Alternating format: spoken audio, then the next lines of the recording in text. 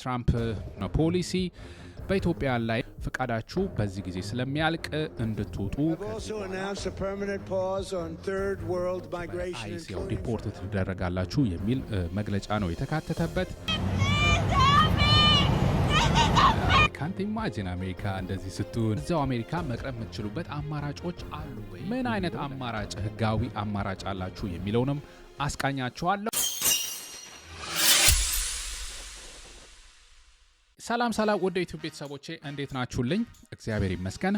አሽሩካ ቻናል በሌላ ቪዲዮ ተመልሼላችኋለሁ። በተለይም ይሄ ቪዲዮ በትላንትናው ዕለት አሜሪካ የሚገኙ ወገኖቻችን አሳዛኝ ነገር ሰምተዋል። ለጊዜያዊነት ፈቃድ የተሰጣችሁ ሰዎች እንድትወጡ የሚል ነው የተወሰነው። ይሄ መግለጫ በርካታ ኢትዮጵያውያንን ነው እንግዲህ የሚነካው። በአጠቃላይ በዚህ እድል ከ25,000 በላይ ኢትዮጵያውያን ነው ተጠቅመዋል የሚል መረጃ የተመለከትኩት። እንግዲህ ተመልከቱ፣ ያው እህት፣ ወንድም፣ አክስት፣ አጎት ምናምን ኢትዮጵያ ያለው 25,000 አሜሪካ ያለው ሰው ውጣ ከተባለ ኢትዮጵያ ያለው ስንት ቤተሰብ እንደሚነካ የስንት ሰው ህይወት እንደሚናጋ ግልጽ ነው። ይሄም እንግዲህ መረጃ ያስፈልጋችኋል። በዋናነት ሰፋ አድርጌ እነሱን መረጃ አቀርባለሁ። በእንደዚህ አይነት ውሳኔ ውስጥ የተወሰነባችሁ ሰዎች ምን አይነት አማራጭ ህጋዊ አማራጭ አላችሁ የሚለውንም አስቃኛችኋለሁ። ይሄ መረጃ ለሚጠቅማቸው ሰዎች ሼር አድርጉልኝ። እንደዚሁ ሀሳባችሁን ኮሜንት፣ ላይክ እያረጋችሁ አሽሩካ የምርጦች ምርጫ ይቀጥላል። ቀጥታ ወደ መረጃው የማልፍ ይሆናል።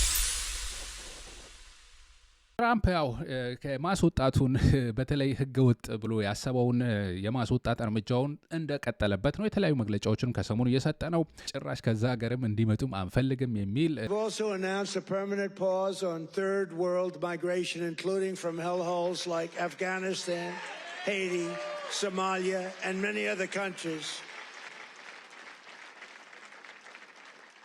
ከሶማሊያና ከመሳሰሉ ሀገራት ያው ስደተኞች እንዳይመጡብን የማድረግ ጥረታችን ገፍተንበታል ነው የሚለው ትራምፕ። ያው ሰሞኑን የወሰኑት ወደ 19 ሀገራት ላይ የወሰኑት ነገር አለ አይደለ? ያንን ጠቅሷል። እኛ ማምጣት የምንፈልገው ካሁን በኋላ Why can't we have some people from Norway, Sweden, just a few. Let's have a few. From Denmark. Do you mind sending us a few people? Send us some nice people. Do you mind? But we always take people from Somalia, places that are a disaster, right? Filthy, dirty, disgusting, ridden with crime. The only thing they're good at is going after ships. Think of it, from hundreds of miles away. ስደተኛ ማምጣት የምንፈልገው እስቲ ኖርዌይ ላኩልን፣ ስዊድኖች ላኩልን፣ ዴንማርኮች እስቲ አሪፍ ሰዎቻችሁን ላኩልን። ሁሌ ከዚህ ከማይረቡ ሀገራት ነው እንግዲህ ያለው እሱ ከነ ሶማሊያና ከነማን እያመጣነ ተቸገርን ነው እንግዲህ እያለ ያለው። ይሄ ነው ንግግሩ። ትራምፕ ያው አግሬሲቭ የሆነ ፖሊሲ በኢትዮጵያ ላይም ያው ማሳረፍ ጀምሯል ማለት ነው። ኦፍኮርስ ከጀመረ ቆይቷል። አሁን ግን በግላጭ የመጣበት ሁኔታ እንመለከታለን። የአሜሪካ መንግስት ለኢትዮጵያውያን ሲሰጥ የነበረውን ጊዜያዊ ወይ ቲፒኤስ በመባል የሚታወቀውን የፈቃድ አይነት አቋረጠ የሚል ዜና ከቢቢሲ ተመልክተናል። DHS announces the termination of temporary protection status TPS for ኢትዮጵያ የሚል መግለጫ ነው እንግዲህ የዩኤስ ሲቲዝንሺፕ ኤንድ ኢሚግሬሽን ሰርቪስ መግለጫውን ያወጣው። በዚህ መግለጫ በዩናይትድ ስቴትስ ውስጥ ለመቆየት ሌላ ህጋዊ መሰረት የሌላቸው ኢትዮጵያውያን ዜጎች በፈቃደኝነት ከአሜሪካ ለመውጣት 60 ቀናት ሰጥተናቸዋል ይላል። ይሄም ፌብሩዋሪ 13 2026 ድረስ እንድትወጡ በዚህ ፕሮቴክሽን ስር ያላችሁ በጊዜያዊነት ቴምፖራሪ ፕሮቴክት ስታተስ ቲፒኤስ በሚለው ፍቃድ አግኝታችሁ የነበራችሁ ፍቃዳችሁ በዚህ ጊዜ ስለሚያልቅ እንድትወጡ፣ ከዚህ በኋላ የተያዛችሁ ሰዎች በአይሲያው ዲፖርት ትደረጋላችሁ የሚል መግለጫ ነው የተካተተበት። ስለዚህ ሆምላንድ ሴኩሪቲ may arrest and deport any Ethiopian national without status after their TPS። ይሄ ቲፒኤሳችሁ ስለሚያልቅ ከዛ በኋላ ከተያዛችሁ ዲፖርት ትደረጋላችሁ ነው እንግዲህ የሚለው። ምን ማድረግ አለባችሁ ታዲያ ብለው ነው እነሱ እየገለጹ ያሉት። በዚህ ወቅት ያው ሰልፍ ዲፖርት ራሳችሁን ለማድረግ ፍቃደኛ ከሆናችሁ በራሳችሁ ፍቃድ በቃ ይሄዳለሁ ብላችሁ ከተስማማችሁ የፕሌን ቲኬት እንቆርጥላችኋለን፣ $1,000 ኤግዚት ቦነስ እንሰጣችኋለን። እንደዚሁም ደግሞ ወደፊት ወደ አሜሪካ በህጋዊ መንገድ መመለስ ከፈለጋችሁ ልትመለሱ የምትችሉበት ሊፈቀድላችሁ ይችል ይሆናል የሚል ነገር አስቀምጠዋል። ፖቴንሻል ፊውቸር ኦፖርቹኒቲስ ፎር ሌጋል ኢሚግሬሽን በሚል ነው ያስቀመጡት። ይሄ ካላደረጋችሁ ግን በህጋዊ መንገድ ራሳችሁ ካልወጣችሁ ያው ዲኤችኤስ ያስወጣችኋል። በአይስ አማካኝነት ያው ዲፖርት የሚደረጉት እየተያዙ እንዳሉ ተይዛችሁ ከሀገር አሬስት ተደርጋችሁ ሪሙቭ ትደረጋላችሁ። ያን ደግሞ ከተደረጋችሁ ወደ አሜሪካ እንዳትገቡ የሚወሰንበት ሁኔታ ሊኖር ይችላል ነው እንግዲህ የሚለው። በፍቃዳችሁ ከአሜሪካ መውጣት የምትፈልጉ ሰልፍ ዲፖርት ማድረግ የምትፈልጉ ሰዎች ደግሞ ሲቢፒ ሆም ሞባይል አፕሊኬሽን ይሄን ተጠቅማችሁ አፕላይ አድርጋችሁ መውጣት ትችላላችሁ ነው የሚለው። ይሄ ነው እንግዲህ የአሜሪካ መንግስት ያወጣው መግለጫ። ለምን አስቀሩት? ይህንን ቲፒኤስ ጊዜያዊ ፈቃድ ተሰጥቷቸው የነበሩ ሰዎች ለምንድነው የተነሳው የሚለውን አብራርተዋል። የኢትዮጵያን የሀገሪቱን ሁኔታ በመመርመርና ከሚመለከታቸው የአሜሪካ መንግስት አካላት ጋር በመመካከር ኢትዮጵያ ለጊዜያዊ የህግ ጥበቃ ቲፒኤስ የሚያስፈልጉ ሁኔታዎችን የማታሟላ ናት የሚል ውሳኔ ላይ ስለደረስን ይህን አስተላልፈናል የሚል ነገር ነው ያስታወቁት። እንግዲህ በዚህ መግለጫ ውስጥ ነው ያካተቱት። ያው ዌብሳይቱን ከስራ እያይዘላችኋል። ተጨማሪ ነገር ማንበብ ያው ነግሬያችኋለሁ። እሱን ማጣራት ከፈለጋችሁ ከስር ሊንኩን አስቀምጥላችኋለሁ። የቢቢሲ መረጃ ከስር አስቀምጥላችኋለሁ። ይህ ውሳኔ የሚጎዳችሁ በርካታ ሰዎች ትኖራላችሁ። ነገር ግን ታዲያ ህጋዊ በሆነ መንገድ እዛው አሜሪካ መቅረብ የምትችሉበት አማራጮች አሉ ወይ የሚለው ለእናንተ መረጃ አጣርቼላችኋለሁ። አዎ አማራጮች አሉ፣ ህጋዊ የሆኑ ማለት ነው። ሌጋሊ እንድትኖሩ የሚያደርጋችሁ። ያው እንደምታውቁት እኔ የህግ ባለሙያ አይደለሁ፣ ጠበቃ አይደለሁ፣ ወይ ደግሞ የኢሚግሬሽን ባለሙያ አይደለሁ። መረጃ ነው የምነግራችሁ። ትክክለኛው መረጃ እንዴት ይሆናል የሚለውን ከስታተሳችሁ የገባችሁበት ጊዜ ምናምን የተለያዩ ዴድላይኖች ይኖራሉ። ያንን ደግሞ ማጣራት የሚኖርባችሁ ከጠበቃና ከኢሚግሬሽን ባለሙያ ጋር ነው። ይህንን ሳትረሱ ቀጥሎ ያለውን መረጃ አማራጮች እነግራችኋለሁ። በህጋዊነት እዛው አሜሪካ ለመቅረት የመጀመሪያው ፋሚሊ ቤዝድ ኢንቴግሬሽን ማድረግ ነው። ኢሚግሬሽን የቤተሰብ ኢሚግሬሽን የሚባል ስላለ በዛ መልኩ ማድረግ ነው። ያው ትዳር ያላችሁ፣ ትዳር በአሜሪካዊ ዜጋ ያገባችሁ ወይ ወደዛ አይነት ሁኔታ ውስጥ መቀየር የምትችሉ ሰዎች ይህንን መጠቀም ትችላላችሁ ማለት ነው። የአሜሪካዊ ዜጋ ያገባች ወይ ደግሞ ያገባ ሰው ይህንን የቲፒኤስ ስታተሱን አጀስትመንት ማድረግ ይችላል። ወደ ህጋዊ መስመር መግባት ይችላል ማለት ነው። ዩኤስኤን ሳይለቅ ነው እንግዲህ እዛው ዩኤስ ባለበት ሁኔታ አጀስት ማድረግ ይችላል። ያው በተያዘ የፓረንት ያላችሁ አባትናታችሁ እዛው የሆኑ ሰዎች እንደዚሁ አንሜሪድ ችልድረን አንደር 21 ያላችሁ ያላገባች ከ21 ዓመት በታች ልጅ ያላችሁ ይሄንንም እድል መጠቀም ፕሮባቢሊቲ አላችሁ። ሌላው ደግሞ እህት ወንድም ያላችሁ እናንተም እና አዳልት ችልድረን ራሱ ያላችሁ ትላልቅ ልጆችም ያላችሁ ብትሆኑ ምናልባት ይሄ እህት ወንድምና አዳልት ችልድረን የሚለው ጊዜ የሚፈጅ እንደዚሁ ትንሽ ፕሮሰስ ሊኖረው የሚችል ጉዳይ ቢሆንም ይሄም ይቻላል የሚል መረጃ ነው እንግዲህ ያገኘሁት። እንዳልኳችሁ ጠበቃ መጠየቅና ያላችሁበትን ስታተስ ጋር የሚያስኬደውን መጠየቅ ነው ማለት ነው። እነዚህ አማራጮች የቤተሰብ በየትኛውም ዓለም አይ ቲንክ ያለ ጉዳይ ነው።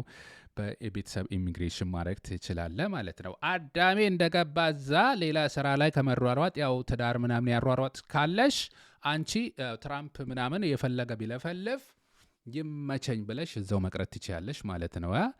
አዎ ኦኬ። ሁለተኛው ደግሞ የጥገኝነት ጥያቄ መጠየቅ ነው። አሳይለም መጠየቅ ይሄ በዓለም አቀፍ ደረጃ አሳይለም መጠየቅ ይሄ ሂውማን ራይት ነው፣ መብት ነው፣ ሰብአዊ መብት ነው። ጥገኝነት መጠየቅ የሚባለውን አማራጭ ይሄ ማለት እንግዲህ ወደ ኢትዮጵያ ለመመለስ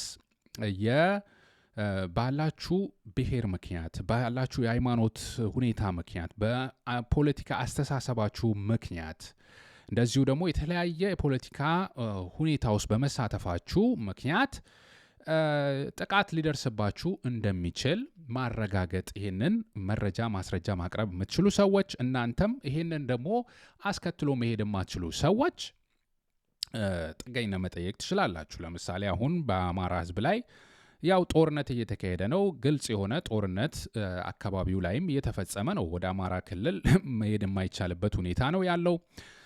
ይሄም አማራ ተኮር ጥቃት፣ እስር፣ የፖለቲካ አስተሳሰብም ደግሞ ያው ኢትዮጵያ ውስጥ የመንግስት ተቃዋሚ የሆነ ሁሉ የታሰረ ነው። እነዚህ አይነት ጉዳዮች ያለባችሁ ሰዎች መረጃ ማስረጃ በማቅረብ በዩናይትድ ስቴትስ ያው አጀስትመንት ማድረግ ትችላላችሁ ማለት ነው። ይሄ የሰብአዊ መብት ጉዳይ በመሆኑ ያው ይሄ መረጃ ማስረጃ የማቅረብ ጉዳይ ይሆናል ማለት ነው። ስለዚህ በሌጋሊ ወደዛ መቀየር የምትችሉበት አማራጭ ይኖራል። ነገር ግን ይሄም ደግሞ የገባችሁበት ጊዜ የማይፈቅድላችሁ ሁኔታ ሊኖር ይችላል። ለምን በአሜሪካ ሕግ በአንድ ዓመት ውስጥ አሳይለም መጠየቅ አለበት የሚል ሕግ ተመልክቻለሁ። ነገር ግን ቲፒኤስ ላይ በመሆንና በተለያዩ አማራጮች በመቆየት ደግሞ ይሄ በጊዜ ማመልከት ውስጥ ስላልገባችሁ አሳይለም ስላልጠየቃችሁ ይሄ ደግሞ ሊፈቀድላችሁ ይችላል። ምናልባት ቲፒኤስ ላይ ነበርኩኝ፣ ጊዜያዊ ፕሮቴክሽን ላይ ስለነበርኩኝ በሰዓቱ ጥገኝነት አልጠየቅኩም። ነገር ግን ወደ ሀገሬ ለመግባት ደግሞ አሁን አልችልም የሚል መረጃ ማስረጃ የምታቀርቡ ሰዎች በዛ መልኩ መጠየቅ ይሄ ሰብአዊ መብት ነው ስለሆነ ይህንንም መጠቀም ትችላላችሁ ማለት ነው። አሜሪካን ሳትለቁ ያው ማመልከት የምትችሉት ነገር ነው። ይሄ አሜሪካ መልቀቅ አይጠበቅባችሁም። ከአሜሪካ ሶይል ሆናችሁ የምትጠይቁት ነው ማለት ነው። ሌላ አማራጮች ተመልክቻለሁ። በእርግጥ የስራ የትምህርት የምናምን የሚሉ ጉዳዮችንም አንዳንድ ቦታ ላይ የተመለከትኳቸው አሉ። ይቻል ይሆናል ምናምን ይሄ ደግሞ በመሰለኝና በደሳሌ ልነግራችሁ አልፈልግም። ምናልባት እንደዚህ አይነት አማራጮች ብዙ እኔ በአውሮፓ ማቀው ለምሳሌ መውጣት አለባችሁ፣ ወጥታችሁ ማመልከት አለባችሁ። በእርግጥ በአውሮፓ ለቤተሰብም ለትዳርም ወደ ውጭ መውጣት አለባችሁ። ለምሳሌ በስዊድን ጋብቻ መፈጸም ምናምን የሚፈልግ ሰው ወጥቶ መጠየቅ አለበት የሚባል አማርኛ አለ። ኤኒዌይ እሱ ሌላ ጉዳይ ነው። ግን የትምህርትና የሌሎች አማራጮችም ሊኖሩ ይችላሉ። እሱን ደግሞ እንዴት ነው የህግ ባለሙያ ጋር ብትጠይቁ ጥሩ ነው። አንዳንድ ግን ይሄንን መረጃ እንደ መጀመሪያው እርግጠኛ ሆኜ ልነግራችሁ አልችልም። አጣሩ። ዩኤስ ውስጥ እያላችሁ ይሄንን ወደዛ መቀየር ትችላላችሁ። አላውቅም። የምታውቁ መረጃ ትክክል ያላችሁ ኮሜንት ብታደርጉልን ደስ ይለኛል። ያው አማራጩ እንድታስቡት ነው። ይሄ ነው ያለው አማራጭ። መልካም እድል እንዲሆንላችሁ እመኝላችኋለሁ። ሶማሌዎች በተለያየ መንገድ ግን ለትራምፕ ምላሽ እየሰጡት ነው። እችን እያስገቡለት ይገኛል። ሜለቹግቱ አየነ ኑግኒ ማርሆራኒ መላዲና ዓጋ ወሓሱትኩ አሃዲ ኢነን ማንተኩ ሃይስተ ሐቢቢ አዲ ማንተኩ ሃይስተ ሐቢቢ እንዲህ እንደወደቅ አንቀርም፣ አንድ ቀን አልፎ ለንትናደድ ይሆናል ምናምን ይመስለኛል። ትራምፕ ላይ እንደዚህ ሙድ እያዙበት ነው። አጃኢብ እኮ ነው እየተፈጠረ ያለው ነገር፣ ያሳዝናል። በእልልታ ነው ጭራሽ።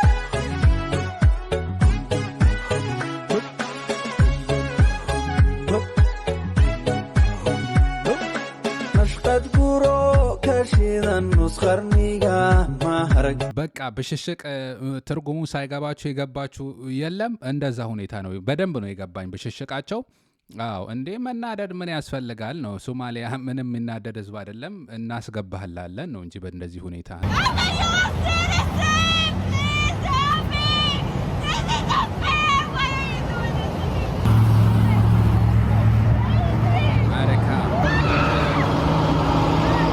የአሜሪካ ዜግነት ያላቸው ራሱ አይዲያ ያለን እናሳያችሁ ምን መስሜ የላቸውም። በቃ ወስደው ከዛ አስረው ነው የሚያጣሩት። ካንተ ኢማጂን አሜሪካ እንደዚህ ስትሆን ነጻነት ሀገር የምን ሀገር ማለት ወንጀለኞች ምኖች በተለያየ መንገድ ሲታፈሱ እየተመለከትን ነው። አንዳንዶቹ ይበላቸው ገዳዮች ማለት ብዙ አይነት ወንጀል የፈጸሙ በተለያየ ምክንያት ሲሮጡ ምን ሲሉ የኖሩ ናቸው። አሜሪካ ያው በእነሱ ፈተና ሆነውብኛል ነው የምትለው። ከወንጀለኞች ተርታ የተወሰኑ ኢትዮጵያን 9 ኢትዮጵያንም እዚህ ጋር እኮ እንትን ተብለዋል፣ ተዘርዝረዋል። እንደዚህ አይነት ወንጀል ያለባቸው ሰዎች እናስወጣለን እያሉ ነው። በተለይ ስደት ጉዳይ ጋር ተያይዞ ይሄ ነው እንግዲህ የተነሳ ያለው። የአሜሪካ ዜግነት ቢኖራቸውም በአይስ በተለያየ ሁኔታ የታሰሩ ሰዎች አሉ። ይሄ የምትመለከቱት ከዛ ውስጥ ይገኝበታል። The arrests by ICE of American citizens here in Minnesota, and I thought I got really hurt, and after that they put me inside the vehicle.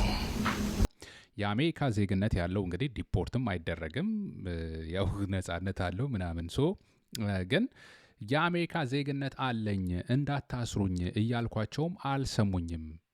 and they asked me, we have to verify if you're a U.S. citizen because I believe you're an illegal citizen because you ran for me. But as you can see in the videos that will be released, I'm simply just standing still.